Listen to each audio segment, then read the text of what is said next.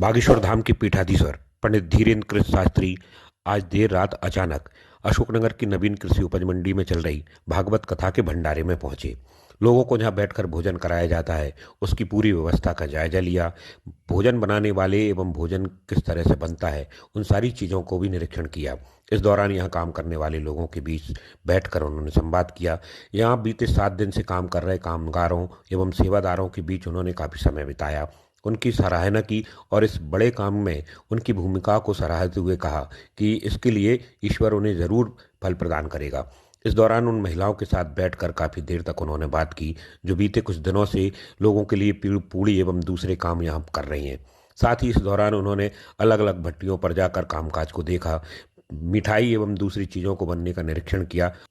इस दौरान बागेश्वर धाम के पीठाधीश्वर ने एसआर अशोकनगर से विशेष बातचीत करते हुए कहा कि अशोकनगर कभी न भूलने वाला अनुभव उनके लिए हमेशा रहेगा। यहाँ की व्यवस्थाओं को सराहते हुए कहा कि हमेशा के लिए ये व्यवस्थाएं उदाहरण के तौर पर रहेंगी और जहाँ भी होंगे वो इसको याद करते रहेंगे।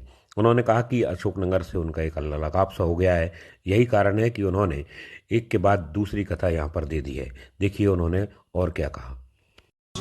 बहुत आनंद रहा। रात्रि 7 दिन की यात्रा में जो अनुभव हुए वो अकल्पनीय है और यहाँ की व्यवस्थाओं से हृदय इतना गदगद है जिसकी अपनी वाणी से हम किसी भी प्रकार से तारीफ नहीं कह सकते। बस यही कह सकते कई बार जब वाणी नहीं बोलता है तब आंखें बोलती। गुरुजी, आपने आने से पहले सोचा था क्या आपको इतनी अच्छी व्यवस्था अशोकनगर में मिलेंगी? पहले ही कहा था ना कि जो है बहुत भव्य तैयारी करो।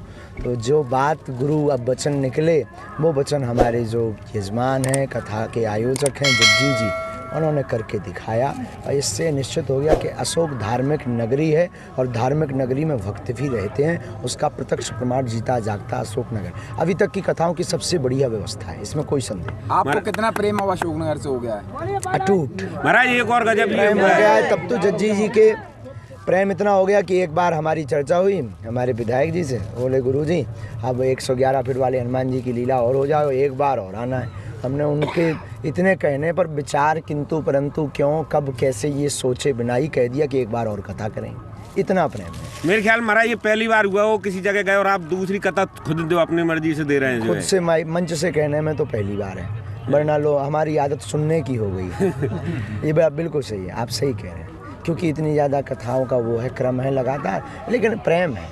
अब हमें लगता है ये लगता नहीं सच है, अब जज्जी जी हमारा परिवार है। क्या आप और कहीं भी कथा करने जाएंगे तो क्या अशोकनगर का उदाहरण कहीं आप प्रस्तुत करेंगे? क्या ये भी अशोकनगर जीवन पर्यंत अशोकनगर ने एक नई यात्रा, नई लाइन तो ये खींची है कि यहाँ की बेटियों ने जो इतिहास बनाया है पूरे भारत में वो अद्भुत। यहाँ के भक्तों ने जो 6-6, 7-7 लाख लोगों ने इतिहास बनाया है वो अद्भुत। यहाँ की भंडारा अन्नपूर्णा प्रसाद व्यवस्था ने जो बैठा करके जैसे बारातों को दामाद की भांति बैठा करके भोजन करवाया जाता है वो इतिहास बनाया है वो अद्भुत। और यहाँ की जो भक्तों को कोई असुविधा नहीं हुई, ये इतिहास जो अशोकनगर ने बनाया है ये अद्भुत है। ये जब तक जीवन की यात्रा है चलती रहेगी बात।